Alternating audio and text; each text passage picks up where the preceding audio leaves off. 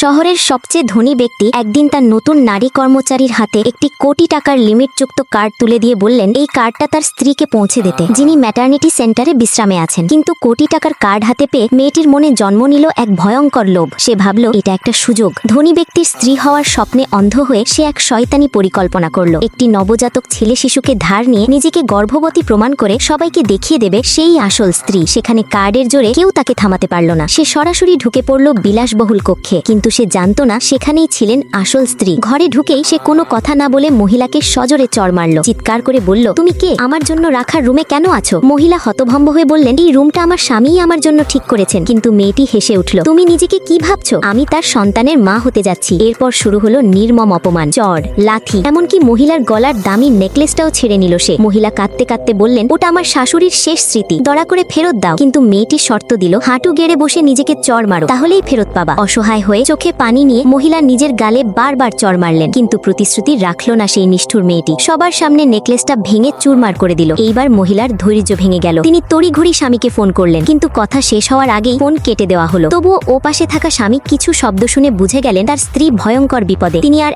এক মুহূর্ত দেরি করলেন না। সব লোকজন নিয়ে ছুটে গেলেন ম্যাটারনিটি সেন্টারের দিকে। এদিকে সেই কুটিল মেয়েটি কিছুই বুঝতে পারছিল না। সে মহিলাকে টেনে পাশের ঘরে নিয়ে গিয়ে আরো নির্যাতন শুরু করলো। ঠিক এই মুহূর্তে ধনী ব্যক্তি সেখানে পৌঁছে গর্জে উঠলেন,